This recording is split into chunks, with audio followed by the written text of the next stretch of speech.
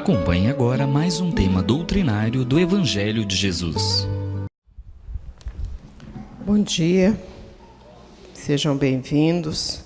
Nós reiniciamos o estudo do Evangelho segundo o Espiritismo, capítulo 1, lembrando que a doutrina espírita nos fala que Deus se revelou aos homens por 3 vezes. A primeira revelação é essa que nós acabamos de ouvir a leitura, está fazendo referência a Moisés, um grande legislador, estadista e médium hebreu. E esta revelação, ela está personificando a justiça. E a gente vai caminhar bastante, depois voltaremos no texto, para melhor entendimento, para melhor fundamentação, quando Kardec nos afirma que o homem de bem é aquele que pratica a lei de justiça, amor e caridade.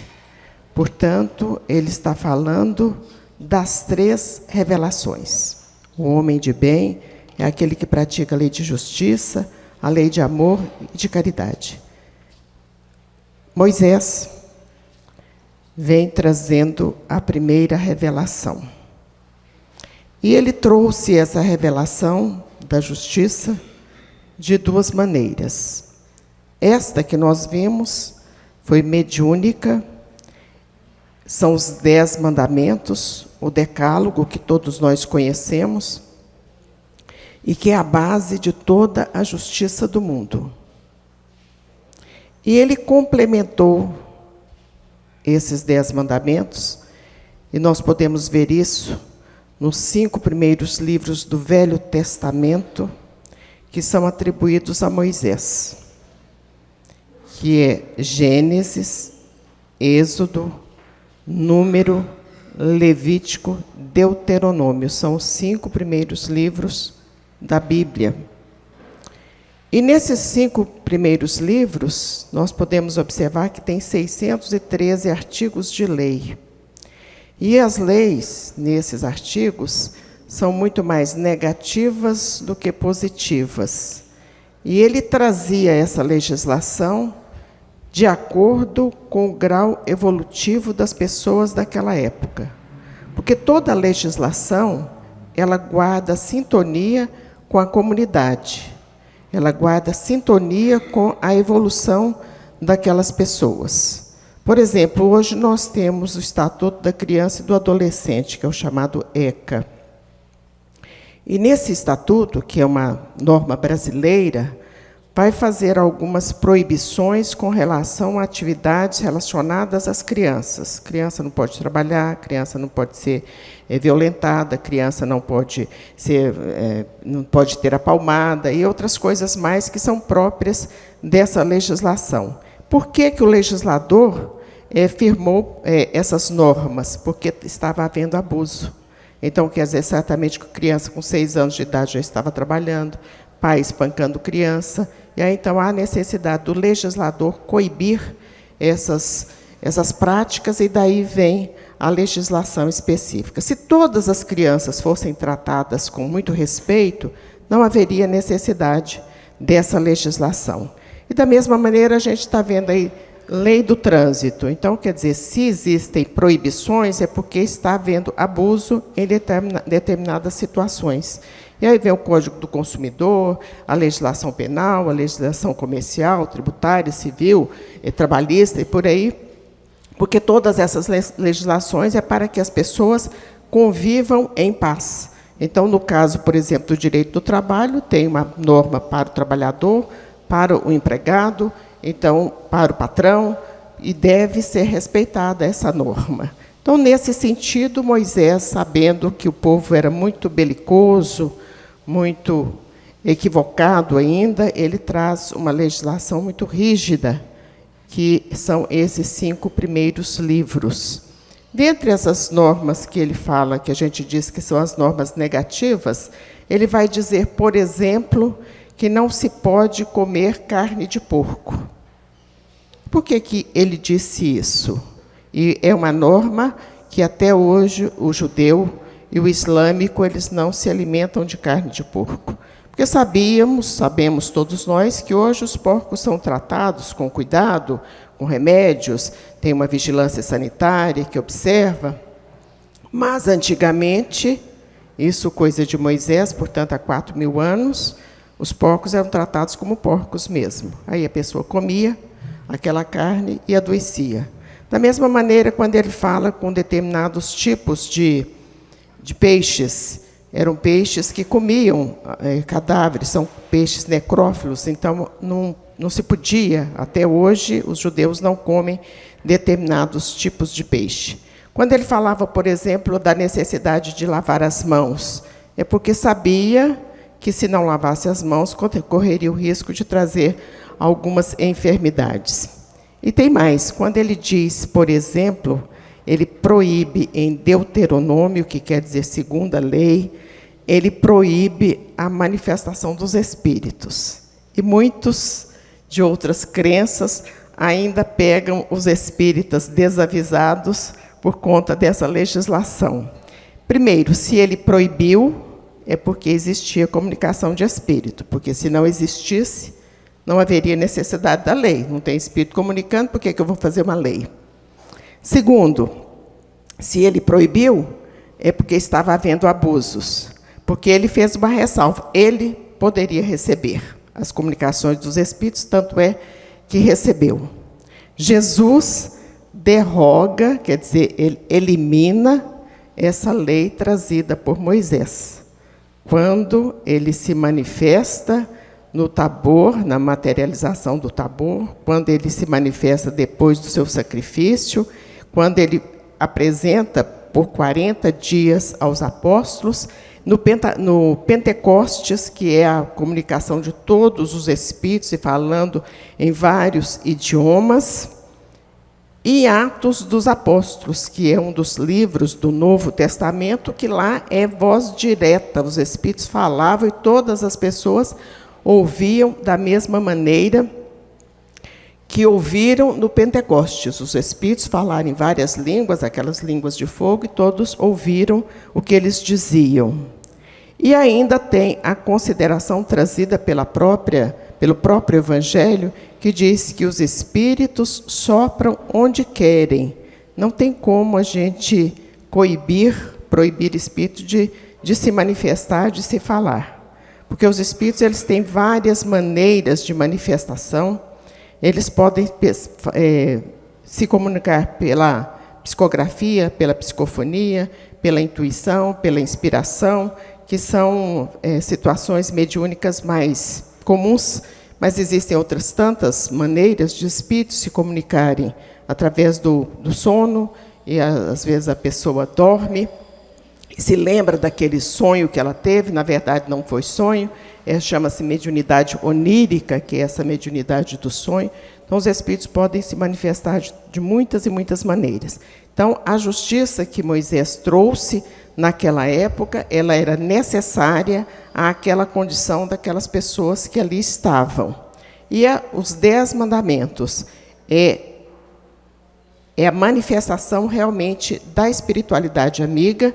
Quando a gente vê nos textos bíblicos, ele subiu ao monte e recebeu o decálogo diretamente nos textos de Jeová, que é o Deus dos hebreus. E nós sabemos que foi um espírito, por delegação de Deus, um espírito iluminado, que trouxe esses 10 mandamentos. Então, essa é a primeira parte, a primeira revelação, que está falando sobre justiça.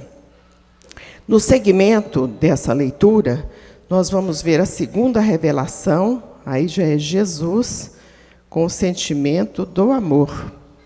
Esse amor que cobre a multidão dos pecados. O Espírito Emmanuel, ou Emmanuel, tem um livro que se chama Caminho da Luz, e esse livro está falando assim, que a coorte, quer dizer, a reunião de espíritos iluminados, puros, se reuniram até a época do recebimento do livro por 2 vezes. A primeira vez, para a deliberação da formação do planeta, espíritos puros. E dentre esses espíritos está Jesus, que é o governador espiritual do planeta Terra. E a segunda vez que esses espíritos se reuniram foi para deliberar também o advento do Cristo, quer dizer, o retorno, a vinda de Jesus ao planeta Terra. Então, quando Maria Dolores, pela psicografia do Chico, diz assim, Natal é a luz de Deus que nos alcança, ela está fazendo uma referência a Jesus, o nascimento de Jesus, nós temos que entender que realmente é. Natal é a luz de Deus que nos alcança. E Jesus veio trazendo a proposta do amor, e o amor diferenciado, porque é o amor que ele nos apresenta a Deus como Pai. Quando ele diz, Pai nosso que estais nos céus, ele falou que era Pai de todos. Ele não discriminou quem seria, ou quais seriam as pessoas que seriam filhas de Deus. Ele diz, Pai nosso, de todos. E aí foi realmente um problema que ele trouxe para si mesmo, né? Se a gente pode dizer que é problema. Porque ele estava igualando a todos. Imagina falar para um judeu que ele era igual a um samaritano. A gente vê o cuidado que Jesus teve com o samaritano, porque existia uma ojeriza entre judeu e samaritano, semelhante a essa que existe hoje entre palestino e judeu. Não pode passar perto. Israel tem cidades, ruas, cidades que são comandadas por palestinos, autoridade palestina. Jerusalém, existem bairros judeus, bairros palestinos, bairros cristãos, bairros armênios, porque eles não podem conviver uns com os outros. É uma dificuldade uma pessoa que não é da região resolver fazer uma visita a Jerusalém sem um guia, porque, de repente, ele pode entrar numa rua que é proibido um cristão entrar e olha a confusão armada ali. Então, Jesus sabia dessas dificuldades que existiam. Comparar um romano com a pessoa, com um escravo, olha, era muito complicado para a cabeça daquelas pessoas daquela época. Tanto é que ele teve e tem muita paciência para com todos. No final, ele diz, Pai, perdoa porque eles não sabem o que fazem. E em outros momentos também, ele mostra que compreendia as pessoas, exatamente porque as pessoas estavam equivocadas. Foi exatamente esse o comportamento que ele teve com o apóstolo Pedro, quando o apóstolo nega por 3 vezes, e ele olha com um olhar de amor para dizer, eu te compreendo. Então, esta é a grande mensagem trazida por Jesus, que é a mensagem do amor incondicional. Por isso é que Kardec fala, na codificação da doutrina espírita, que fora da caridade não há salvação. Ele não falou fora da igreja, fora do espiritismo, ele diz, fora da caridade não há salvação. E na conceituação dos espíritos a respeito da caridade, que é a terceira revelação, o espiritismo, nós vamos ver que os espíritos dizem, através da codificação, que são as obras básicas da doutrina espírita, que a caridade no entendimento de Jesus é a benevolência para com todos, a indulgência para com as imperfeições alheias e o perdão das ofensas. Quando nós atingimos esse grau de entendimento com relação às outras pessoas, a nossa vida fica mais fácil. Quando nós perdoamos, o maior beneficiado somos nós mesmos, porque nós tiramos aquela carga que está na nossa cabeça, no nosso ombro, com relação à mágoa, rancor, sentimentos negativos. E para que isso aconteça, para que a gente chegue à condição do perdão, é necessário que a gente faça alguns exercícios de renúncia, de abnegação, de devotamento, de solidariedade, de fraternidade, de amor. Então, a gente tem que ter essas observâncias. Ontem a gente via o final da abertura dos Jogos Olímpicos, já no final, e percebemos a mensagem que foi trazida, que é a mensagem exatamente do amor. Achamos muito interessante porque eles conclamaram a todos desde o início, conclamaram a todos para a preservação do planeta.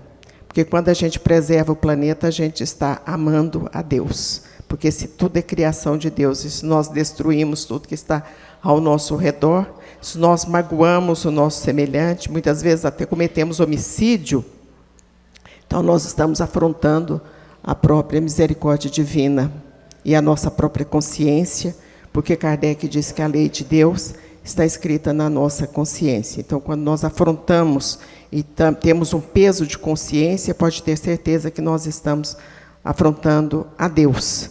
E nessa abertura que fazíamos referência, além do aspecto ecológico, no final, quando eles homenageiam um atleta que pelo seu trabalho, não pelo atletismo, o atletismo foi um complemento, mas pelo trabalho social que ele realiza na África, de atendimento a crianças. Então, quer dizer, isso foi uma visão para o mundo da beleza, da benemerência, da beleza da solidariedade, da caridade no aspecto material.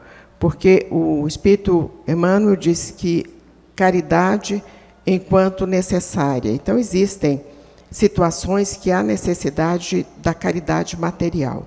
É aquela pessoa que está sem o remédio, que há necessidade que alguém cotize e resolva o problema daquela pessoa que está precisando do remédio. É outra que está precisando do alimento. Então, há necessidade até que todas as pessoas, e isso acontecerá um dia, tenham a condição de manter, de ter a dignidade da sua própria sobreexistência. Então, eles homenagearam esse atleta e, no final, eles falam muito do respeito que se deve ter uns para com os outros, falando exatamente sobre uma delegação de refugiados que está participando também do evento. Então, eles homenageiam e ressaltam essa delegação para dizer dos respeitos que se deve ter uns para com os outros. Então, a gente tem uma teoria muito especial com relação a tudo isso, e todas as pessoas sabem que deve ser assim a nossa vida. Qualquer pessoa que perguntarmos, fala que tem que respeitar o outro, tem que gostar do outro, tem que perdoar. Agora, vamos colocar isso em prática. A prática é que é complicado. E a prática, nós vamos começar conosco mesmo.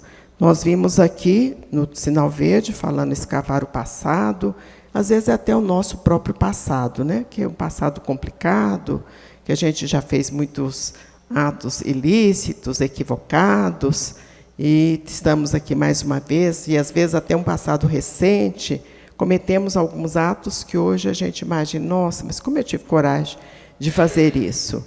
Então, quer dizer, nos perdoar, porque quando a gente lembra, o maior exemplo foi o próprio Paulo de Tarso, né? Quer dizer, o grande Paulo de Tarso, se ele ficasse chorando, porque havia instigado e favorecido a morte de cristãos, em especial a morte do apóstolo Estevão, ele não teria realizado o trabalho que ele realizou. Então, é aquela frase do Chico, né? Não podemos voltar atrás, mas podemos, da agora para frente, começar a fazer um novo fim. Então, quer dizer, todos nós temos atos equivocados, sim, porque faz parte da natureza humana, faz parte da nossa condição evolutiva, faz parte de um planeta de expiação e provas. E da mesma maneira que nós temos que ter esse cuidado para conosco, há também a necessidade do cuidado para com a família.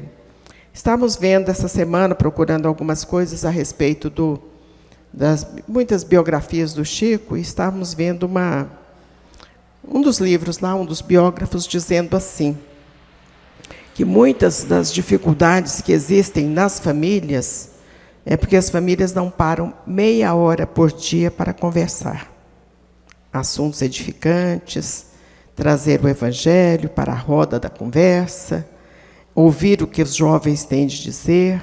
Então, meia hora, se o dia tem 24 horas, e se a gente dedicar, que seja 15, 20 minutos para esse tipo de assunto em família, conversar com todos, sem agressões, sem má vontade, mas com respeito pelas diferenças, a gente começa a fazer um mundo melhor. Da mesma forma, é o nosso local de trabalho, porque o local de trabalho é onde existe muita intriga, às vezes inveja.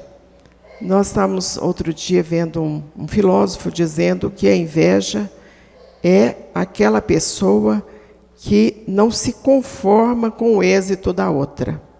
Ela nem precisava de ter, só não quer que o outro tenha.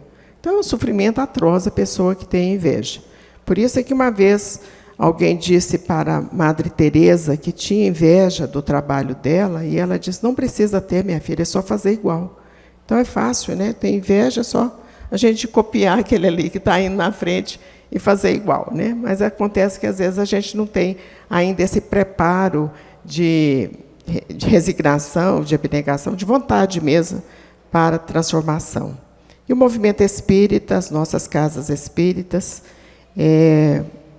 o apóstolo Paulo diz que a gente tem que orar uns pelos outros. O apóstolo Tiago também diz a mesma coisa. Orar uns pelos outros. Orar pelo movimento espírita. O movimento espírita, ele incomoda pessoas encarnadas, mas incomoda, sobretudo, desencarnados, porque a gente está tentando acender uma luz, porque a doutrina espírita, como terceira revelação, na personificação da verdade, é uma luz a clarear as trevas, a clarear as nossas consciências. A casa espírita, segundo o Dr. Bezerra de Menezes, é um posto de auxílio, um posto de saúde, um pronto-socorro espiritual. E como pronto-socorro espiritual, a gente sabe que vai chegar todo tipo de pessoa encarnada ou desencarnada. Daí, então, vem a importância da caridade dentro da casa espírita. Porque a casa espírita, ela tem várias frentes de trabalho, e deve ter, e quanto mais a casa cresce, mais trabalho deve ter, porque as pessoas que estão no movimento espírita, há necessidade do trabalho. É o trabalho que, segundo o Chico, diz que engrossa o fio da vida, né? Então, há necessidade de todos trabalharem. Mas a tarefa primordial da casa espírita é o Evangelho. Então, se em determinado momento isso não vai demorar muito a acontecer, muitas ações, que são ações sociais realizadas pelo movimento espírita, tipo escola, orfanato, creche, ancianato, hospital e outras coisas, deixarão de ser uma prerrogativa da casa espírita. Isso é tarefa de Estado, é tarefa de governo. A casa espírita, a proposta dela é o Evangelho. E quando a gente tem essa convicção e a gente coloca esse Evangelho em prática, e quando Jesus sintetiza esses 10 mandamentos em 2, ficou fácil, né? Amar a Deus sobre todas as coisas e ao próximo como a nós mesmos. É facílimo a gente colocar isso em prática. Se a gente tiver essa boa vontade de amar a Deus sobre todas as coisas, respeitar a vontade de Deus, porque quando a gente ama, a gente respeita. Então, eu estou com uma dificuldade que não consigo solucioná-la. É um problema sem solução. Um filho que retornou ao plano espiritual. É um problema à nossa vista, aos nossos olhos, sem solução. Ele já está solucionado. Então, não adianta a gente ficar blasfemando, lamentando, porque isso aí é só na próxima dimensão, num outro momento, que vamos ter a oportunidade, se tivermos, de estarmos palmilhando com essa pessoa no mesmo caminho. Então, quando nós não temos nosso cuidado com relação à legislação mosaica, os 10 mandamentos, nós estamos, sim, afrontando a nossa consciência e, por consequência, a lei de Deus. E amar as outras pessoas como a nós mesmos, nós precisamos, primeiramente, de nos amar, e, às vezes, a gente não consegue isso. A gente imagina que, às vezes, é uma situação de egoísmo, mas amar a nós mesmos é o aspecto da serenidade, da paz que devemos procurar, da sabedoria que devemos procurar. Sabedoria é algo tão importante que ontem uma pessoa nos perguntou, de que lado que você fica? Né? Uma situação aí, que lado que você fica? Eu falei, eu não fico de lado nenhum, eu quero todo mundo em paz, todo mundo vivendo feliz, portanto, a gente tem que ter a sabedoria de conviver bem com todos. Sabedoria de conviver bem com todos. A hora que a gente coloca isso em prática, a vida da gente fica fácil. Então, nós é que estamos complicando com coisas muito pequenas, com picuinhas mesmo, e atrasando o nosso processo de evolução espiritual e, por consequência, do planeta Terra, que está passando por uma fase de transição para chegar ao mundo de regeneração. Que Jesus nos abençoe a todos. Muita paz.